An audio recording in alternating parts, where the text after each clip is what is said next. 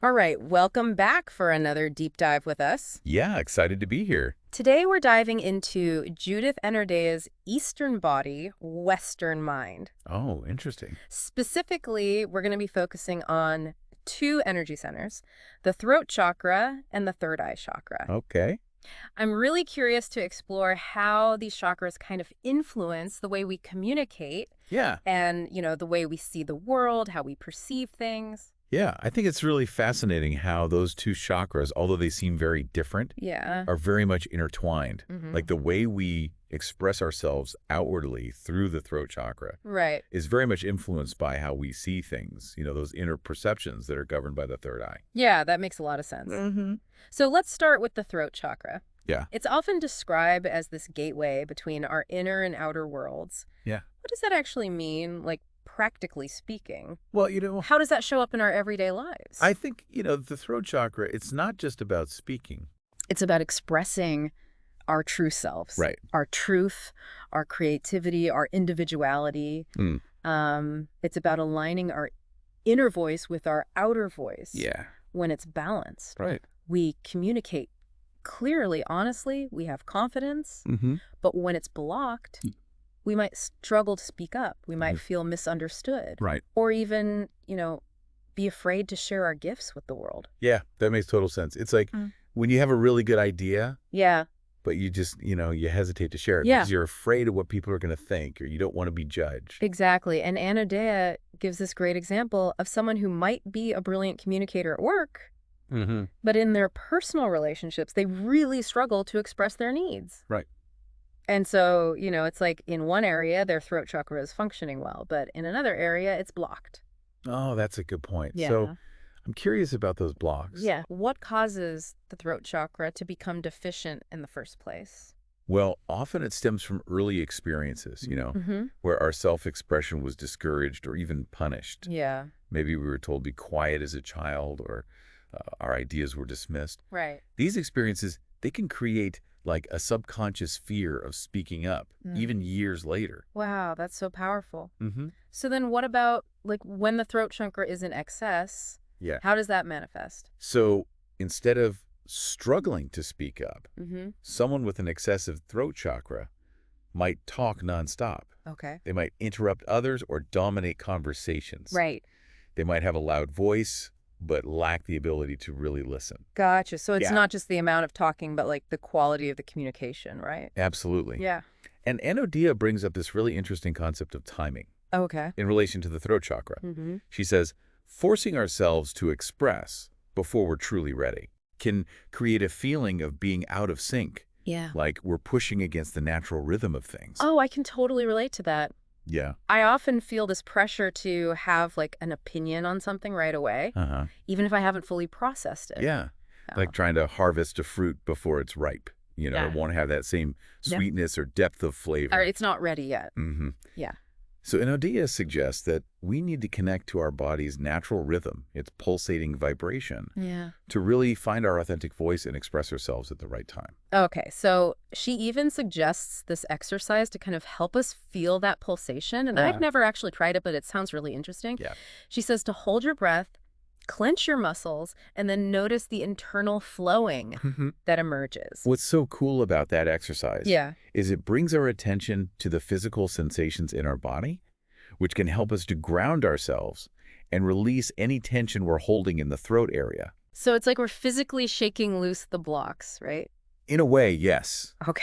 And Anodea emphasizes that the balanced throat chakra isn't just about speaking up, Mhm. It's also about being able to listen deeply. Yeah. She says that we need quiet time each day Mm-hmm. to truly hear what's going on within ourselves. In today's like noisy, always connected world, Yeah, I feel like finding that silence can be such a challenge. sure. But I've definitely noticed that when I do make time for like quiet and reflection, Yeah. my communication is clearer and I feel more just connected. It's like clearing out the static so that you can tune into the right frequency. Exactly. And when we listen deeply to ourselves, we can communicate our truth, Mhm. with more clarity and authenticity. That's a good point. Mm-hmm. She also talks about toning as a way to kind of connect with that internal vibration. Yeah. What exactly is toning? So toning is essentially making sounds. Okay. Vowels, hums, chants, things like that, but without forming any actual words. Gotcha. It's about letting our body's natural vibration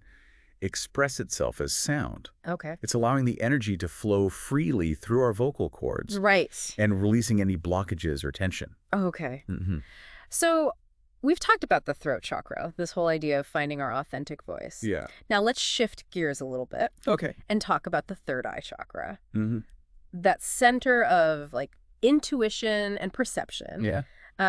Anodea describes it as a metaphoric stained glass window through which our consciousness shines. Oh, wow. I just love that imagery. Yeah.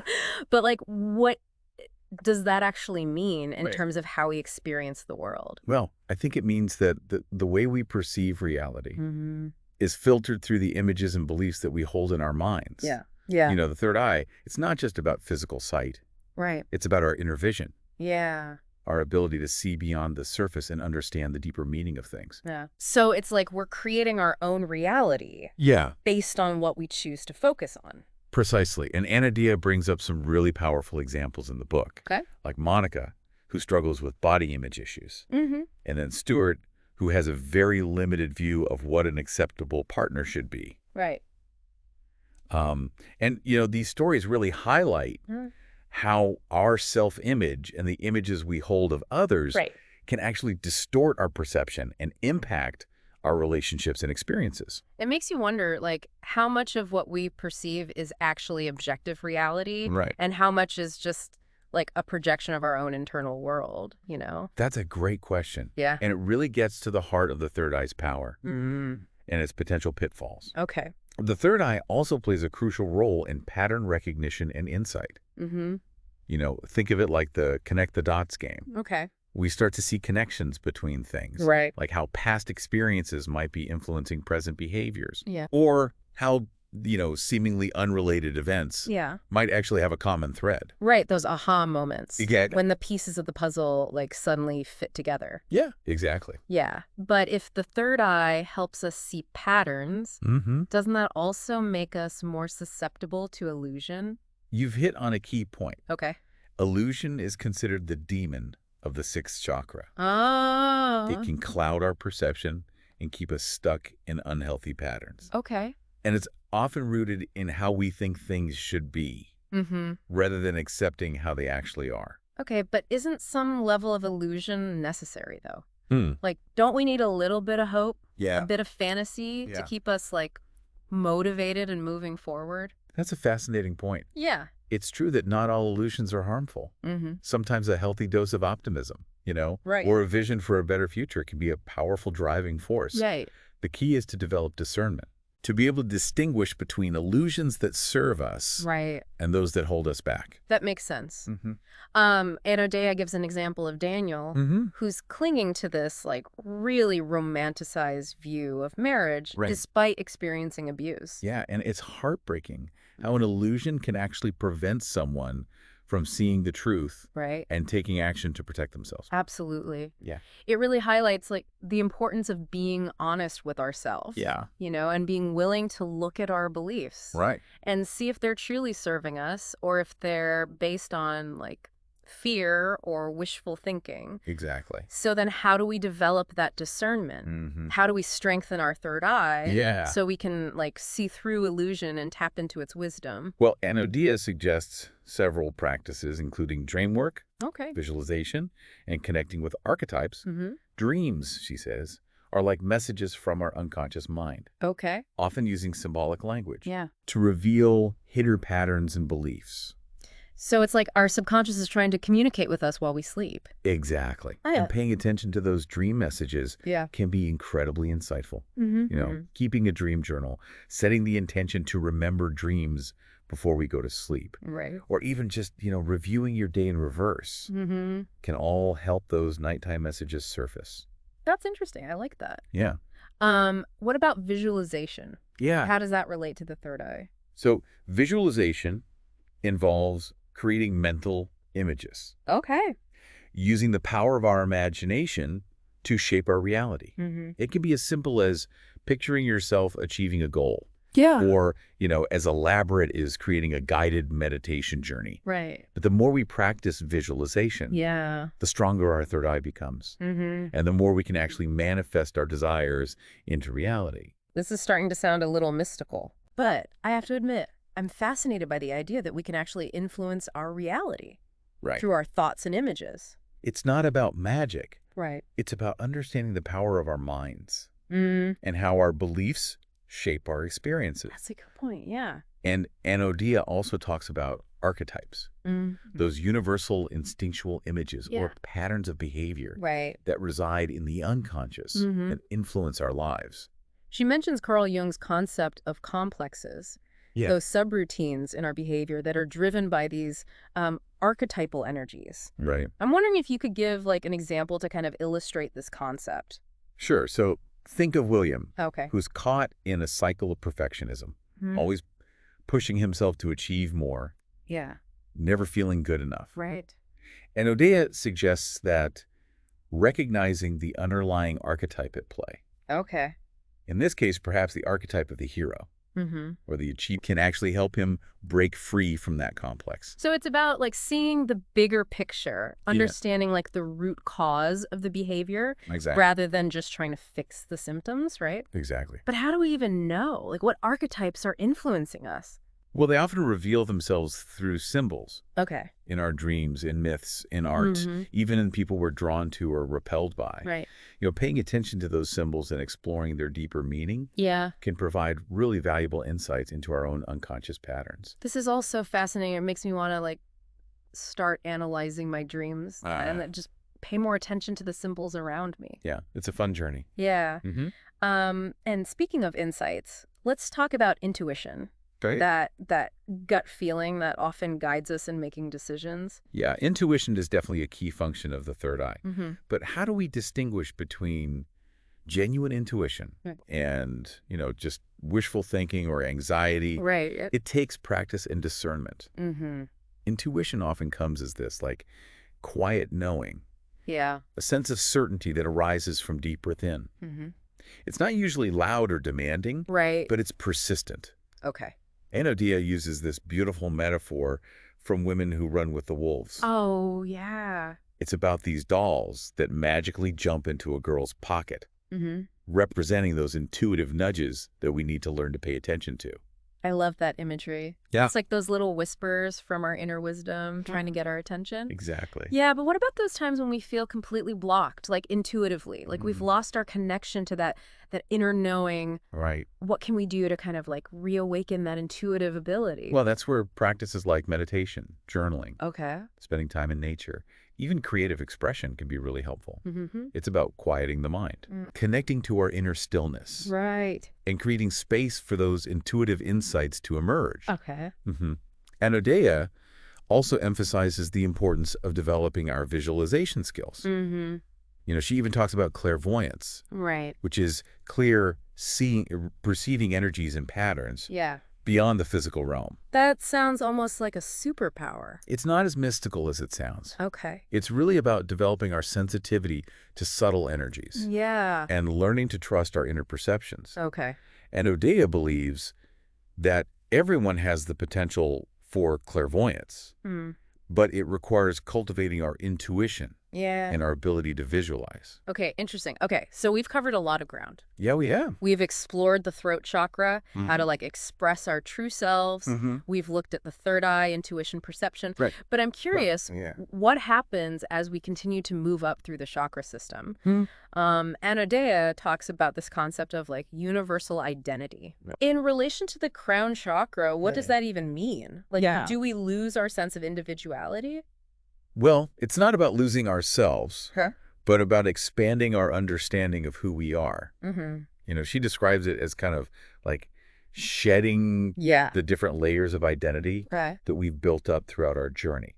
Through the chakras. So we start with our physical identity, and then we move through like our emotional identity, our egoic identity, our social identity. Right. And eventually we arrive at this like universal identity. Exactly. Okay. And each layer serves a purpose. you know? But as we reach the crown chakra, we start to glimpse this connection to something much vaster than our individual selves. It's about recognizing the divine spark within us. Yes. And seeing that same spark reflected in everything around us. Thanks. I love how she uses the analogy of a river. Oh, yeah, that's a good one. She says we start by, like, observing the river from the bank, you know, gathering knowledge and information from a distance. But to truly understand the river, we have to jump in. Yes. Feel the current flow through us. Exactly. And as we learn to, like, swim in that river, we start to identify with it, right? We recognize that we're part of something larger. Right, something that's carrying us along. Exactly. And eventually we realize that we are the river, you know, constantly flowing, changing, yet always connected to the source. It's such a beautiful way to visualize that shift into universal consciousness, that merging with the divine. But it requires a willingness to surrender, right? It does. To let go of the ego's need to control. Yeah. And just kind of embrace the mystery of the unknown. Absolutely. Surrender can be kind of a scary concept. Yeah. Does it mean, like, giving up our personal power? Not at all. Okay. It's more about recognizing that we're not separate from the divine. Okay. That we're part of greater intelligence. Right. That's always guiding and supporting us. Okay, and she also emphasizes the importance of, like, recognizing the divine, not just in these, like, transcendent realms, but also in the everyday, the immanent. Yeah. What does that mean, like, practically speaking? I think it means finding the sacred in the ordinary, seeing that spark of divinity in every interaction, every moment. Right. It's about appreciating the beauty of creation in all its forms and recognizing that we're co-creators with the divine. So we really do have the power to shape our reality through our thoughts, our beliefs, our actions. Absolutely. Anodea encourages us to, like, live with intention, make choices that align with our values and our highest vision for ourselves and the world. Exactly.